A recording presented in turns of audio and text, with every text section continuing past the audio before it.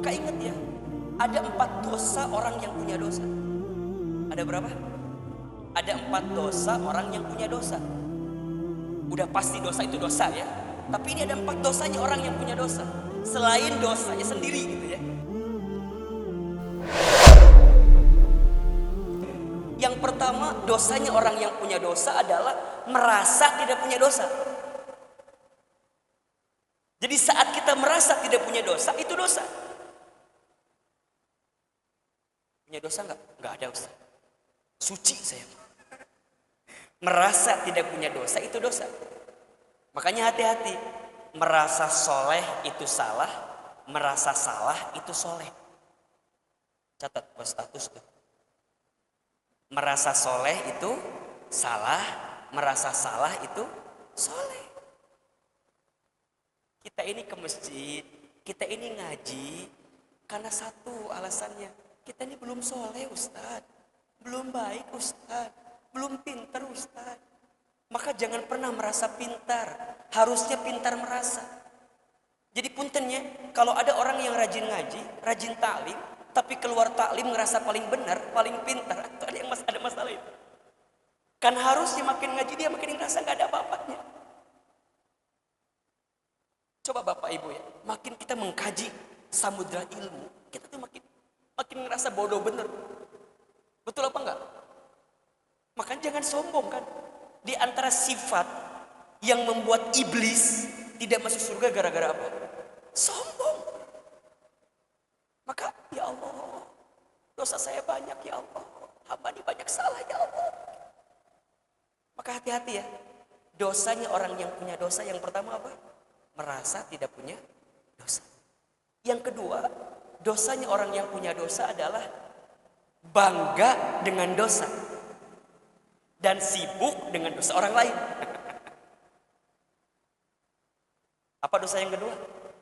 Bangga dengan dosa dan sibuk dengan dosa orang lain.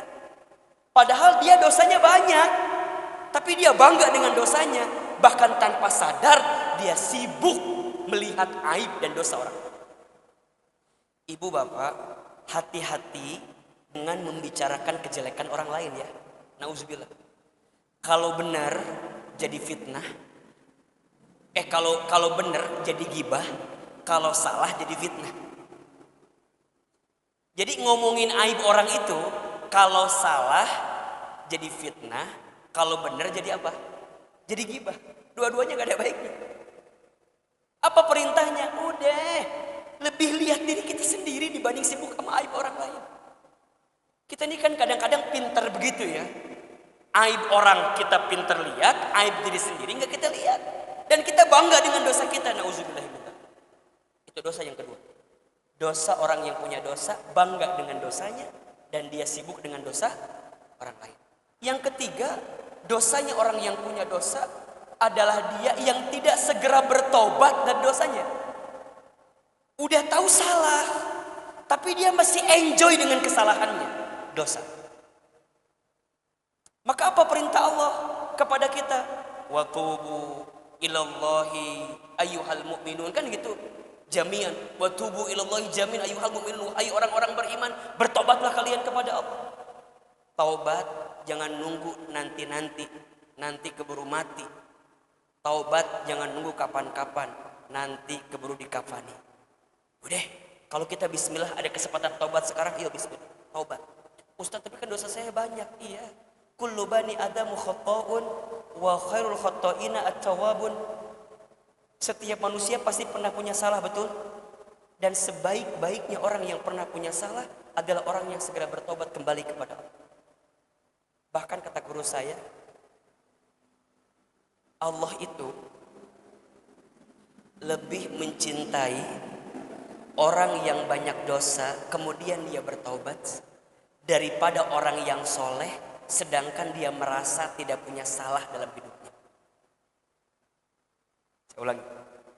Allah lebih mencintai orang yang banyak dosa kemudian bertaubat daripada orang yang soleh sedangkan dia merasa tidak punya salah, tidak punya dosa.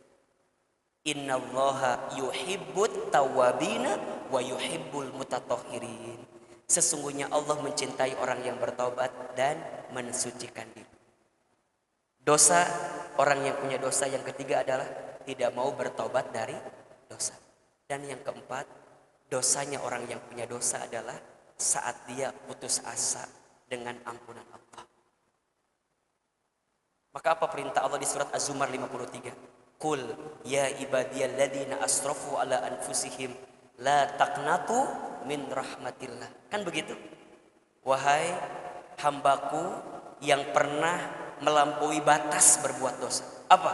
La taqnatu min rahmatillah. Jangan putus asa dengan rahmat Allah. Innallaha yaghfirud dzunuba jami'an. Sesungguhnya Allah akan mengampuni dosamu semua. Bapak Ibu, ayo. Tinggal menghitung hari, kita akan berpisah dengan tahun 2021, betul? Kita akan ketemu dengan tahun 2022 insya Allah dengan izin Allah. 2021 ujiannya banyak atau tidak? Masalahnya banyak atau tidak? Berat sekali Ustaz. Ya, ayo. Allah takdirkan ada pandemi, ada corona begitu ya. Insya Allah ini cara Allah menyentil kita, mengingatkan kita. Kalau kita ini nggak ada apa-apanya ya, ternyata dikasih virus yang ukurannya kecil aja udah nggak bisa ngapa-ngapain. Gimana kalau kita dikasih sesuatu yang besar luar biasa? Semua akan kembali kepada Allah. Banyak bermuhasabah diri. Indah orang yang bermuhasabah itu. Dia nggak akan sibuk sama aib orang. Dia akan lebih ngelihat dirinya sendiri. Dan ingat, semakin kita bermuhasabah, semakin kita mendapatkan kebaikan dalam hidup ini. Kata Umar bin Khattab radhiyallahu an, hasibu anfusakum qabla an tuhasabu. Hisablah diri kamu sekalian sebelum nanti kamu dihisab kelak di kehidupan yang selanjutnya. Masih panjang kehidupan kita.